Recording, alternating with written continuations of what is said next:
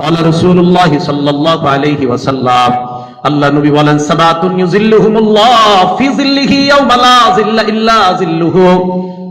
সাত ব্যক্তি এমন, যে সাত ব্যক্তিকে আল্লাহ কিয়ামতের ময়দানে তার ছায়ার মধ্যে ছায়া দান করবেন, যেদিন আল্লাহ রহমতের ছায়া ছাড়া আর কোনো ছায়া থাকবে না। এক নাম্বার আল ইমামুল আদিল, ন্যায়পরায়ণ শাসক। কে? এই ন্যায়পরায়ণ শাসককে আল্লাহ কিয়ামতের ময়দানে আরশের ছায়াতলে জায়গা দান করবেন। ন্যায়পরায়ণ শাসক কাকে বলে? ন্যায়পরায়ণ শাসক বলা হয় আল ইমামুল আদিল। ইমামুল আদিল বলা হয় হুয়া আইয়াত্তাবিআ আমরাল্লাহ বিকুল্লি শাইইন বিওয়াদঈ কুল্লি শাইইন ফি মাওদিহি মিন গায়রি ইফরাতিন ওয়ালা তাফরিদ। কোন রূপ বাড়াবাড়ি ছাড়া, ছাড়াছাড়ি ছাড়া যে প্রত্যেকটা জিনিসকে যথাযথ স্থানে যে রাখে, তাকে বলা হয় ন্যায়পরায়ণ শাসক। প্রত্যেকটা বিষয় যথাযথভাবে আদায় করা, তাকে বলা হয় ন্যায়পরায়ণ শাসক। হুয়াল আদলু ফি নাফসিহি ওয়াল আদিলু ফি হুকমিহি, নিজেও একজন ইনসাফওয়ালা এবং হুকুমও করে ইনসাফের সাথে, তাকে বলা হয় ন্যায়পরায়ণ শাসক। দুই নাম্বার, ন্যায়পরায়ণ শাসকের মৌলিক চারটা কাজ। জোরে বলেন, কয়টা?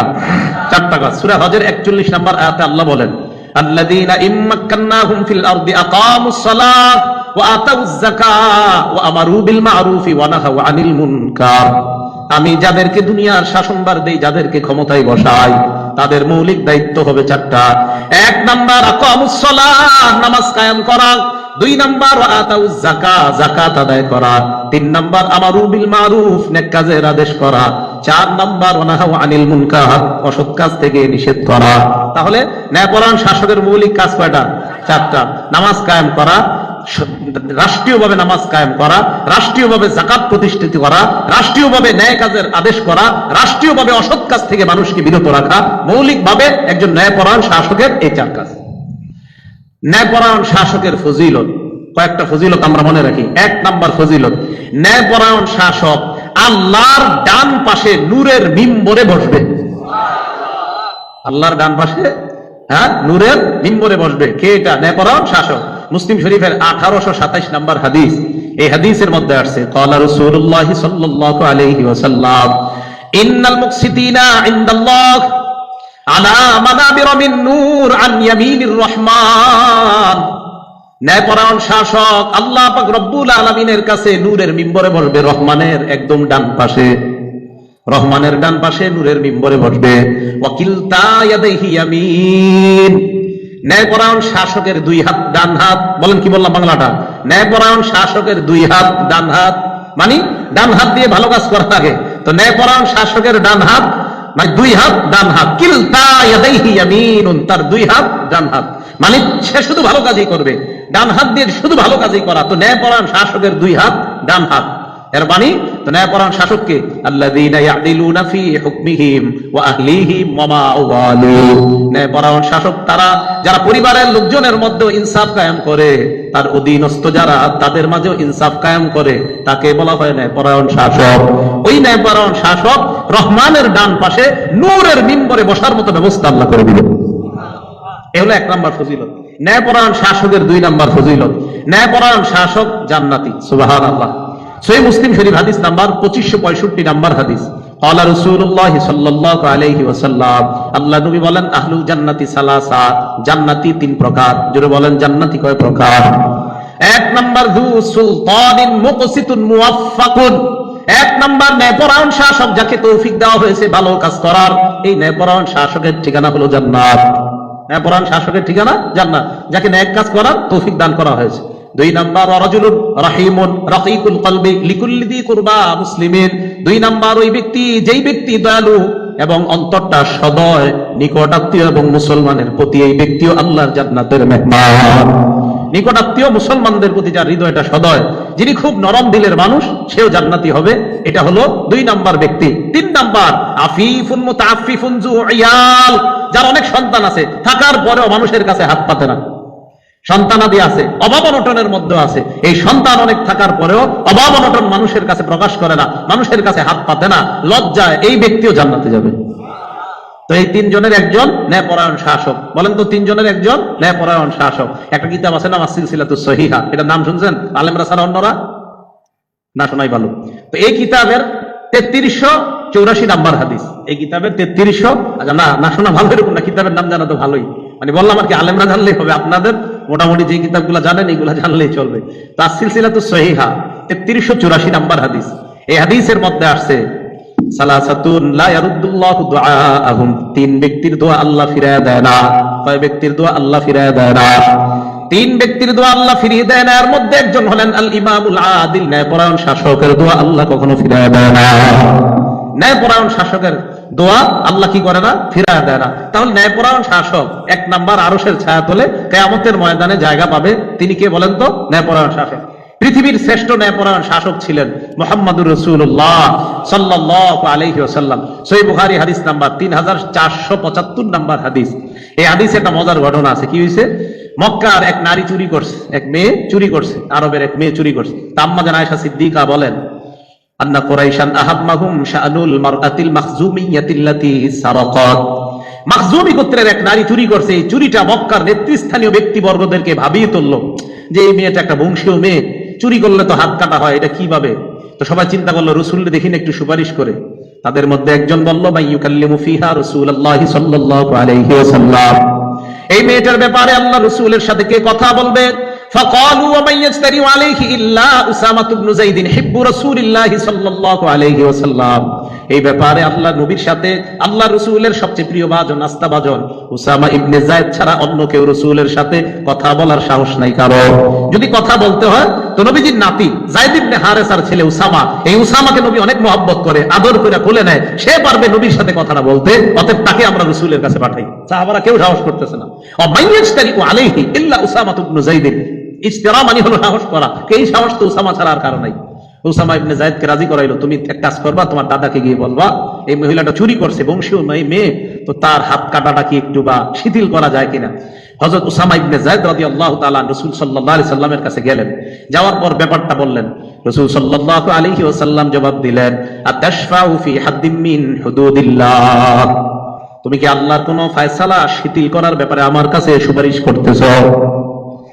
আল্লাহ নবী বললেন, ইন্নামা আহলাকা মান কানা ক্বাবলাকুম আন্নাহুম ইযা সারাকা ফীহিমুশ শরীফ তারাকুহ, তোমাদের পূর্বের জামানার মানুষ ধ্বংস হয়েছে যেই কারণে, এর মধ্যে একটা কারণ হলো এই, তাদের মাঝে কোনো সম্ভ্রান্ত ব্যক্তি চুরি করলে তাকে তারা ছেড়ে দিত। ওয়া ইযা সারাকা ফীহিমুদ দাঈফ আকামু আলাইহিল হাদ্দা, আর যদি তাদের মধ্যে কোনো দুর্বল নিম্ন শ্রেণীর মানুষ চুরি করত তাহলে তারা হদ কায়েম করত। ইহুদিরা এমন করত। আপনার কি করত? সম্ভ্রান্ত ব্যক্তি চুরি করলে একটু শাস্তি দেয়া মাফ, আর যদি দুর্বল মানুষ চুরি করে তো তার হাত কাটতো। রাসূল আকরাম সাল্লাল্লাহু আলাইহি সাল্লাম যেই কথাটা শেষে বললেন, সারা দুনিয়ার মধ্যে স্বর্ণাক্ষরে লিখে রাখার মতো কথা।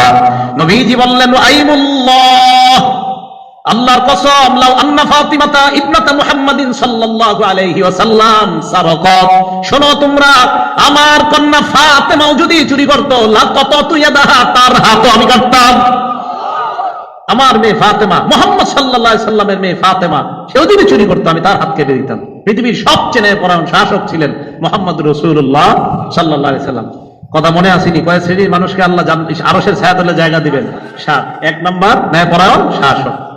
2 নাম্বার ওয়া শাবুন নাশা ফি ইবাদাতি রাব্বিহি আযজা ওয়া জাল, ওই যুবক যার যৌবন বয়সটা, যার জীবনটা লালিত পালিত হয়েছে আল্লাহর ইবাদতের মধ্যে, যৌবন বয়সটা ইবাদতে কাটাইছে। বলেন যৌবন বয়স কিভাবে কাটাইছে? একটা কিতাব আছে, হাদিসের নাম সহিহুল জামে, 3355, কত হয়? 3355। এই কিতাবের 3355 নাম্বার হাদিস। এই হাদিসের মধ্যে ক্বালা রাসূলুল্লাহ সাল্লাল্লাহু আলাইহি ওয়াসাল্লাম, আল্লাহ নবী বলেন, ইগতানিম খামসান ক্বাবলা খামসিন, 5টা জিনিসের আগে তোমরা 5টা জিনিসকে মূল্যায়ন করো। কয় জিনিসের আগে কয় জিনিসকে মূল্যায়ন করা? সবাই মনে রাখবেন। 1 নাম্বার শাবাবাকা ক্বাবলা হারামিক, তুমি বুড়া হয়ে যাওয়ার আগে তোমার যৌবনটাকে তুমি মূল্যায়ন করো, গনিমত মনে করো। বলেন 1 নাম্বার যৌবন বয়সটা ইবাদতে কাটানো। তাহলে 1 নাম্বার শাবাবাকা ক্বাবলা হারামিক, 1 নাম্বার যৌবন বয়সটা এটা মূল্যায়ন করা। 2 নাম্বার ফারাগাকা ক্বাবলা শুগলিক, তুমি ব্যস্ত হয়ে যাওয়ার আগে অবসর সময়টাকে তুমি কাজে লাগাও। অবসর সময় তুমি কি করো? কাজে লাগাও। আমাদের তালেব ইলম ভাই যারা আছি, আমরা ছুটিগুলাতে কাজে লাগানো দরকার, রমজান মাসটা কাজে লাগানো দরকার, বন্ধগুলো আমাদের কাজে লাগানো দরকার। ছাত্রদের মধ্যে যারা এই সময়গুলা কাজে লাগাবে এরা সোনায় সোহাগা হয়ে যাবে। তো অবসর সময়গুলা কাজে লাগানো, ফারাগাকা ক্বাবলা শুগলিক, এটা 2 নাম্বার। অবসর, ব্যস্ত হয়ে যাওয়ার আগে অবসর সময়টাকে কাজে লাগানো। ব্যস্ততা আপনি দেখবেন সুবহানাল্লাহ 10 বার কইতে পারতেছেন না। সুবহানাল্লাহ আপনি আগে কইতে পারতেন, অবসর সময় আপনি 33 বার 100 বার বলতে পারতেন। ব্যস্ত হয়ে যাওয়ার পর এটা পারতেছেন না, তাহলে অবসর সময়টা কাজে লাগানো। বাসে বসে থাকাটা এটা একটা অবসর সময়। আর ঢাকা শহর বাসা আপনার 2.5-3 ঘন্টা নিচে বসে থাকা হয় না, তো এই 2.5-3 ঘন্টা আপনি ফেসবুক না চালিয়ে আল্লাহর জিকিরে কাটায় দেন। তাহলে 2 নাম্বার ফারাগকা ক্বাবলা শুগলিক। 3 নাম্বার ওয়া হায়াতাকা ক্বাবলা মাউতিক, মরার আগে তোমার জীবনটা তুমি মূল্যায়ন করো, মরলে তো শেষ। তো মরার আগে জীবনটা গনিমত মনে করো। 4 নাম্বার ওয়া সিহহাতাকা ক্বাবলা সাকমিক, তুমি অসুস্থ হওয়ার আগে তোমার সুস্থতাটা তুমি মূল্যায়ন করো। মানুষ অসুস্থ যখন হয়ে যায় তখন চাইলেও ইবাদত করতে পারে না, সুস্থতার সময় যে ইবাদতটা করা যায়। তাই তুমি সুস্থতার সময়টাকে তুমি মূল্যায়ন করো অসুস্থ হওয়ার আগে। আমাদের রাসূল সাল্লাল্লাহু আলাইহি সাল্লামও দেখেন ইন্তেকালের সময় এতটা অসুস্থ হয়ে গিয়েছিলেন যে রাসূল সাল্লাল্লাহু আলাইহি সাল্লাম পর্যন্ত মসজিদে যেতে কষ্ট হয়ে যাচ্ছিল। আম্মা জান আয়েশা সিদ্দিকা তো বলেন, সহিহ বুখারী হাদিস নাম্বার 4438 নাম্বার হাদিস, আম্মা জান আয়েশা সিদ্দিকা বলেছেন যে আল্লাহ রাসূল ইন্তেকালের সময় ওয়া আনা মুসনিদাতুহু ইলা সাদরি, আমার বুকের সাথে ট্যাক লাগায় রাখছিলাম। আল্লাহ রাসূলের এত কষ্ট হচ্ছিল, কথাও বলতে পারছিলেন না। দাখাল আব্দুর রহমান ইবনে আবি বকর আলা নবী, আবু বকর সিদ্দিকের ছেলে আব্দুর রহমান মানে আমার ভাই রাসূলের কাছে সাল্লাল্লাহু আলাইহি সাল্লামের কাছে প্রবেশ করলেন। তো রাসূল সাল্লাল্লাহু আলাইহি সাল্লামের কাছে আব্দুর রহমান ইবনে আবু বকর যখন প্রবেশ করলেন, আচ্ছা হাদিসটা পুরোটাই বলে ফেলি, কি বলেন? আয়েশা পড়ছে মাথায়, বলে ফেল, মজার হাদিস। রাসূল আকরাম সাল্লাল্লাহু আলাইহি সাল্লামের কাছে আব্দুর রহমান ইবনে আবু বকর প্রবেশ করছে, মানে আম্মা জান আয়েশা সিদ্দিকার ভাই। তো প্রবেশ করার সময় আম্মা জান আয়েশা সিদ্দিকা বলেন, ওমা আব্দুর রহমান সিওয়াকুর রাব্বুন, আব্দুর রহমানের সাথে একটা তাজা মেসওয়াক, ইয়াস্তান্নু যেটা দিয়ে মেসওয়াক করতেছে, একটা তাজা মেসওয়াক করতেছে। তো এই মেসওয়াক যখন করতেছে রাসূল সাল্লাল্লাহু আলাইহি সাল্লাম ফাআব্বাদাহু, রাসূল সাল্লাল্লাহু আলাইহি সাল্লাম তার দিকে তাকাইছে, আব্বাদাহু রাসূলুল্লাহ বাসারা, রাসূল সাল্লাল্লাহু আলাইহি সাল্লাম তার দিকে তাকাইলেন, দৃষ্টি দিলেন। তো আম্মা জান ইশারায় বললেন, কি মেসওয়াকটা লাগবে? মাথায় বললেন, হ্যাঁ মেসওয়াকটা লাগবে। আম্মা জান বলেন, ফাখাস্তু সিওয়াক, মেসওয়াকটা আমি নিলাম। নেওয়ার পর ফাকাসামতুহু ওয়া নাফাসতুহু ওয়া তাইয়াবতুহু, মেসওয়াকটা কামড়ায়া নরম করে দিলাম। আম্মা জান বলেন, আমার সৌভাগ্য, আমার থুতু আর রাসূলের থুতু মুবারক আল্লাহ তার ইন্তেকালের আগে এক করে দিয়েছেন। রাসূল সাল্লাল্লাহু আলাইহি সাল্লাম মেসওয়াক করলেন ইন্তেকালের আগে। আম্মা জান বলেন, মা রাআইতু রাসূলুল্লাহ সাল্লাল্লাহু আলাইহি সাল্লাম ইস্তান্না ইস্তিনানান আহসানা কাত্তু, ওই দিনের চাইতে এত সুন্দর করে আর কখনো মেসওয়াক করতে দেখিনি। আম্মা জান আয়েশা সিদ্দিকা উনি গর্ব করে বলতেন, মাতা রাসূলুল্লাহ সাল্লাল্লাহু আলাইহি সাল্লাম বাইনা হাতিনাতি ওয়া যাতিনাতি, আল্লাহ রাসূল আমার থুতনি আর আমার বুকের এই মাঝামাঝি অবস্থায় থেকে আল্লাহর কাছে চলে গিয়েছেন। রাসূল সাল্লাল্লাহু আলাইহি সাল্লাম কথাও বলতে পারছিলেন না, দুইজনের কাঁধে ভর দিয়ে মসজিদে যাচ্ছেন। তো ওজোরের সময় মানুষ ইবাদত করতে পারে না চাইলেও। এই জন্য 4 নাম্বার সিহহাতাকা ক্বাবলা সাকমিক, অসুস্থ হওয়ার আগে সুস্থতা, এটাকে গনিমত মনে করা, এটাকে মূল্যায়ন করা। মনে থাকবে তো ইনশাআল্লাহ? তাহলে অসুস্থ হওয়ার আগে সুস্থতা, এগুলা গনিমত মনে করবো আমরা। অবসরতার আগে আপনার ব্যস্ত হয়ে যাওয়ার আগে অবসরতা, এটাকে আমরা গনিমত মনে করব। আর হলো আপনার যৌবন বয়সটা বৃদ্ধ হয়ে যাওয়ার আগে গনিমত মনে করব। আর একটা 5 নাম্বার যেটা, সেটা হলো আপনার গিনাকা ক্বাবলা ফাকরি, দরিদ্র হওয়ার আগে ধনাঢ্য, টাকা পয়সা এগুলাকে গনিমত মনে করা। আপনি অযথা জায়গায় টাকাগুলা নষ্ট করে গরিব হয়ে যাওয়া, এটার কোনো মানি হয় না। তাহলে যৌবন বয়সটাকে আমরা ইবাদতে কাজে লাগানোর চেষ্টা করব, ইনশাআল্লাহ কিয়ামতের ময়দানে আরশের ছায়াতলে আল্লাহ জায়গা দান করবেন। তিরমিজি শরীফের 2416 নাম্বার হাদিস, এই হাদিসের মধ্যে রাসূল আকরাম সাল্লাল্লাহু আলাইহি সাল্লাম বলেন, লা তাজুলু কদামা ইবনি আদম হাত্তা ইউসালা আন খামসিন, কিয়ামতের ময়দানে আদম সন্তানকে 5টা প্রশ্ন করার আগে আদম সন্তানের 2 পা নড়বে না। কয় প্রশ্ন করার আগে? 1 নাম্বার আন উমরিহি ফিমা আফনা, জীবন সম্পর্কে জিজ্ঞাসা করা হবে, জীবন কোন কাজে কাটাইছে। 2 নাম্বার ওয়া আন শাবাবিহি ফিমা আবলা, 2 নাম্বার যৌবন সম্পর্কে প্রশ্ন করা হবে, যৌবনটা কোথায় কাজে লাগিয়েছে। 1 নাম্বার জীবন, 2 নাম্বার যৌবন, 3 নাম্বার আন মালিহি মিন আইনা তাসাবা, মাল কোত্থেকে কামাই করেছে। 4 নাম্বার ফিমা আনফাকা, মাল কোথায় খরচ করেছে। 5 নাম্বার জিজ্ঞাসা করা হবে অমাযা আমিলা বিমা আলিমা, যারা ইলম অর্জন করেছে তারা ইলম অনুযায়ী কি পরিমাণ আমল করেছে। এই 5 প্রশ্ন করার আগে বনি আদমের 2 পা নড়বে না। বলেন তো 5টার মধ্যে দ্বিতীয় নাম্বার যৌবন। এই জন্য যৌবন বয়সটা ইবাদতে কাজে লাগানো, তাহলে আল্লাহ আরশের ছায়াতলে কিয়ামতের মাঠে জায়গা দান করবেন। 3 নাম্বার ওয়া কলবুহু ওয়া রাজুলুন কলবুহু মুআল্লাকুন ফিল মাসাজিদ, 3 নাম্বার ওই ব্যক্তি, যেই ব্যক্তির অন্তরটা মসজিদের সাথে ঝুলে থাকে, লেগে থাকে, বাজারে যায়, হাটে যায়, মাঠে যায়, ঘাটে যায়, বাসায় যায়, যাওয়ার সময় তার বাসায় যাওয়ার পরেও তার কানটা মসজিদের মুয়াজ্জিনের দিকে থাকে, আজান কখন হবে আর মসজিদে যাবে। এইভাবে মসজিদের সাথে অন্তর লেগে থাকা। মুসলিম শরীফের 671 নাম্বার হাদিস, ক্বালা রাসূলুল্লাহ সাল্লাল্লাহু আলাইহি ওয়াসাল্লাম, আল্লাহ নবী বলেন, আহাব্বুল বিলাদি ইলাল্লাহি মাসাজিদুহা, দুনিয়ার মধ্যে আল্লাহর কাছে সবচেয়ে পছন্দনীয় জায়গা হলো আল্লাহর ঘর, মসজিদ। আপনারা মাঝে মাঝে এটা ভাববেন যে দুনিয়ার সবচেয়ে প্রিয় ঘর, দেখেন মসজিদে সালাম ফিরাইছে ইমাম সাহেব, নামাজের পর মুসল্লিরা সবাই বের হচ্ছে, আপনি চিন্তা করেন আরেকটু বসে থাকি, আবার বের হয়ে গেছে সব, আপনি চিন্তা করলেন আরেকটু বসে থাকি। খাদেম সাহেব দরজাটা এখনো লাগায় নাই, ঠিক আরেকটু বসে থাকি না, উনি দরজা লাগা কেন? যে এটা হলো আল্লাহর সবচেয়ে প্রিয় জায়গা, তো প্রিয় জায়গায় একটু বসে থাকি। এই জন্য সবচেয়ে প্রিয় জায়গা মসজিদ। ওয়াবদুল বিলাদি ইলাল্লাহি মাসা আসওয়াকুহা, আর আল্লাহর কাছে সবচেয়ে নিকৃষ্ট জায়গা হলো বাজার। তাহলে সবচেয়ে প্রিয় জায়গা কি? মসজিদ। এবার আরেকটা বর্ণনা শুনেন, ইমাম হাইসামি রহমতুল্লাহ আলাইহি লেখা মাজমাউজ জাওয়ায়েদ 2 নম্বর খণ্ড 10 নম্বর পৃষ্ঠা। এই কিতাবের মধ্যে আছে আল মাসাজিদু বুয়ুতুল্লাহি ফিল আরদ, দুনিয়ার মধ্যে আল্লাহর ঘর মসজিদগুলো হলো আল্লাহর বাড়ি। কামা তুদিউ নুজুমুস সামাই লি আহলিল আরদ, আল্লাহর নবী বলেন আকাশের তারা যেমন দুনিয়াকে আলোকিত করে, দুনিয়ার ঘর মসজিদগুলো আসমানকে আলোকিত করে। আবার বলছি, দুনিয়ার মধ্যে আল্লাহর ঘর কোনগুলা? মসজিদ। বলেন আল্লাহর ঘর কোনগুলা? এই আল্লাহর ঘর দুনিয়াতে মসজিদ, আর আসমানের তারা, আসমানের তারা যেমন দুনিয়াকে আলোকিত করে, দুনিয়ার মসজিদগুলো ওই আসমানকে আলোকিত করে। তাই এই জায়গাটাকে ঘর বানানো উচিত। এই জায়গাটাকে কি বানানো উচিত? ঘর বানানো উচিত। আস-সিলসিলাতুস সহিহা 716 নম্বর হাদিস, এই হাদিসের মধ্যে আসছে ক্বালা রাসূলুল্লাহ সাল্লাল্লাহু আলাইহি ওয়াসাল্লাম আল মাসজিদু বাইতু কুল্লি তাকিয়িন, প্রত্যেক মুত্তাকি বান্দার ঘর হলো মসজিদ। বলেন প্রত্যেক মুত্তাকি বান্দার ঘর কি? মসজিদ। তো প্রত্যেক মুত্তাকি বান্দার ঘর হলো মসজিদ। এজন্য মনে রাখতে হবে, আমরা মসজিদে যে যত বেশি যাবে তার তাকওয়া তত বেশি বাড়বে, আল্লাহকে তত ভয় পাবে, আর মুত্তাকি বান্দার ঘরই হবে আল্লাহর ঘর মসজিদ। আরেকটা বর্ণনা শুনলে আরো ক্লিয়ার হবে। আত-তারগীব ওয়াত-তারহীব 1 নম্বর খণ্ড 176 নম্বর পৃষ্ঠা, এই জায়গায় একটা বর্ণনা আছে। ক্বালা রাসূলুল্লাহ সাল্লাল্লাহু আলাইহি ওয়াসাল্লাম মা তাওয়াত্তানা রাজুলুন আল মাসাজিদ লিস-সালাতি ওয়াজ-যিকরি, রাসূল আকরাম সাল্লাল্লাহু আলাইহি ওয়াসাল্লাম বলেন, ইবনে মাজার 800 নম্বর হাদিসে আসছে মা তাওয়াত্তানা রাজুলুন আল মাসাজিদ লিস-সালাতি ওয়াজ-যিকরি ইল্লা তাবাশবাশাল্লাহ কামা ইয়াতাবাশবাশু আহলুল গায়বি বিগায়বিহিম। প্রবাসে গেছে আপনার সন্তান, প্রবাস থেকে সন্তান আসার পর পরিবার যেমন খুশি হয়, কোন বান্দা যখন মসজিদের মধ্যে সালাতে জিকিরে রত হয়ে যায়, আল্লাহ তেমন খুশি হয়ে যায়। কোন বান্দা মসজিদের মধ্যে গেছে, যাওয়ার পর ওই বান্দা মসজিদে সালাতে জিকিরে রত হয়ে গেছে, আল্লাহ পাক রব্বুল আলামিন তার প্রতি এই পরিমাণ খুশি হয়ে যায়। এটা ইবনে মাজার 800 নম্বর হাদিস, ইবনে মাজার 802 নম্বর হাদিস। এই হাদিসের মধ্যে আসছে, দেখবেন আমাদের এলাকার অনেক মানুষ ডেলি মসজিদে যায়, এদিক দিয়ে আবার আসে। তো মানুষ কয় কি এই লোকটা কোথায় যায়? আরে জানো না উনি এই টাইমে ডেলি আসা পড়তে যায়, এরকম হয়ে যায়, মানে অভ্যাস যে আমরা তো জানি উনি ডেলি আসার নামাজে যায়, মাগরিবে যায়। তো ইবনে মাজার 802 নম্বর হাদিসটাতে কত সুন্দর হাদিস। আরে কোনো মানুষ যদি আমার পক্ষে এমন সাক্ষী দিত তো এটাই কামিয়াব। দেখেন কি বলে রাসূল, ক্বালা রাসূলুল্লাহ সাল্লাল্লাহু আলাইহি ওয়াসাল্লাম ইযা রাআইতুমুর রাজুলা ইয়াতাদুল মসজিদ, যদি দেখো কোনো ব্যক্তি মসজিদে যাওয়াটাই তার অভ্যাস, ফাশহাদু লাহু বিল ঈমান, তাহলে তার ঈমানের সাক্ষী তোমরা দাও। কোন ব্যক্তি মসজিদে যায়, মসজিদে ধারাবাহিক ভাবে যায়, তো তার ঈমানের সাক্ষী দাও তোমরা।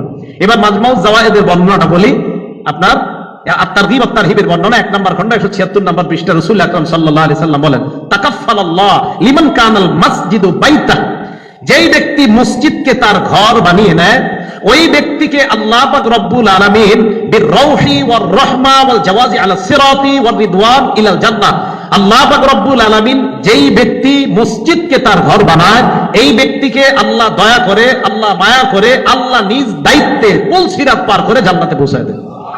তাকাফফালাল্লাহ, আল্লাহ দায়িত্ব নিয়ে নেয় তাকে জান্নাতে নেওয়ার। তাহলে বলেন তো আরশের ছায়াতলে কয়জন আল্লাহ জায়গা দিবে? 3 নাম্বার কি? যার অন্তর কার সাথে লেগে থাকে? এই যে এটা বলতেছে মসজিদের সাথে।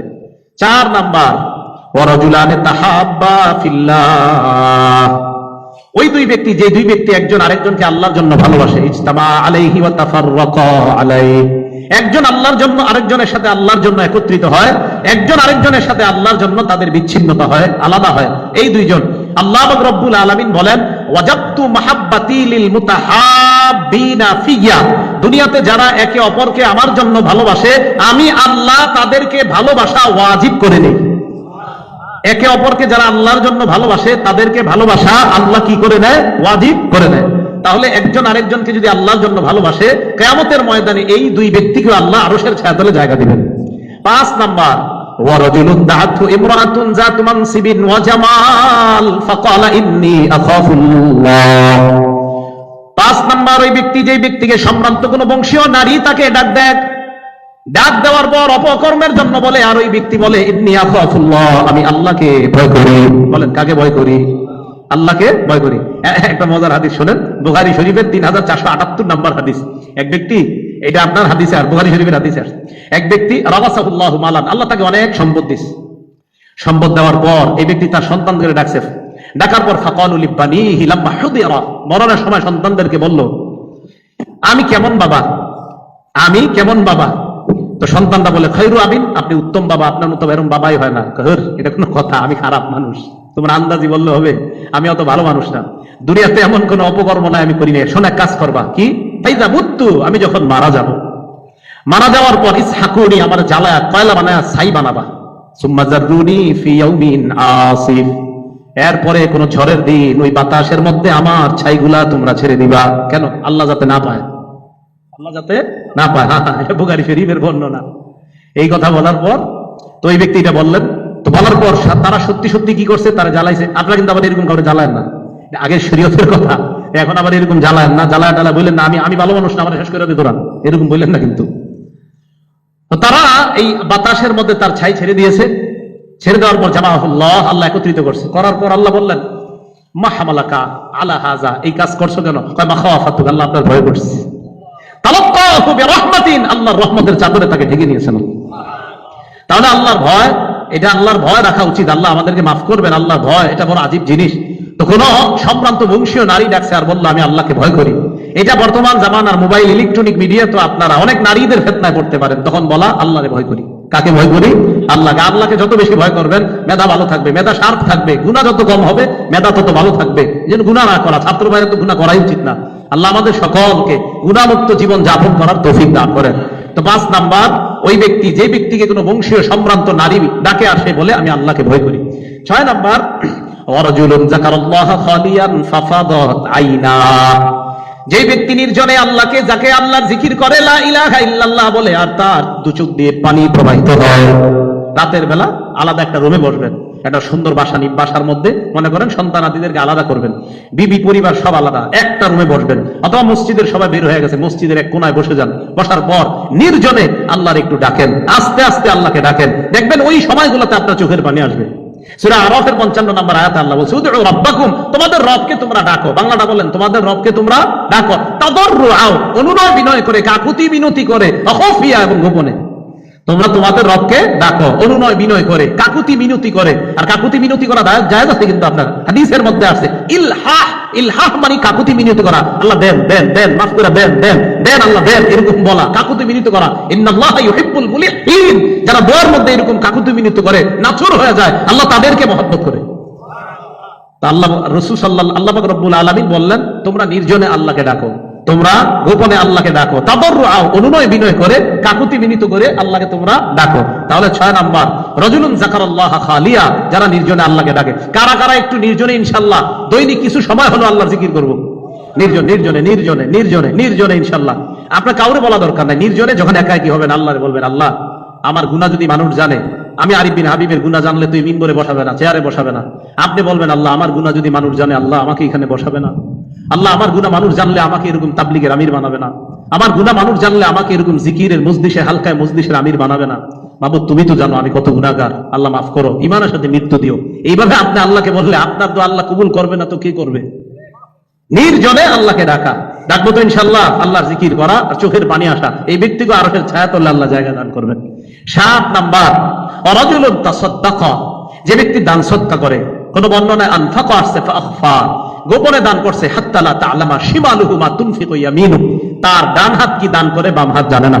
তার ডান হাত কি দান করে বাম হাত জানে না। এর দ্বারা উদ্দেশ্য আবার এরকম না, হুজুর তো একটু আগে যে আমরা সবার সামনে দান করলাম, এটা কেমন হইলো? না, বিষয়টা এমন না। বিষয় হলো ইখলাস, ইখলাসের সাথে দান করা, ইখলাসের সাথে দান করা। আপনি সবার সামনে দান করলেও এটা সমস্যা নাই যদি ইখলাস থাকে। সব আমলের মধ্যে আমরা 4 বিষয় মনে রাখবো।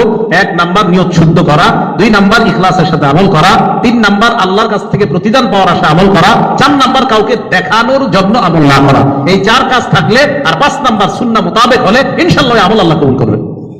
তাহলে ওই আমল আল্লাহ কবুল করবে। তাহলে কয় শ্রেণীকে আল্লাহ আরশের ছায়া তলে জায়গা দান করবেন?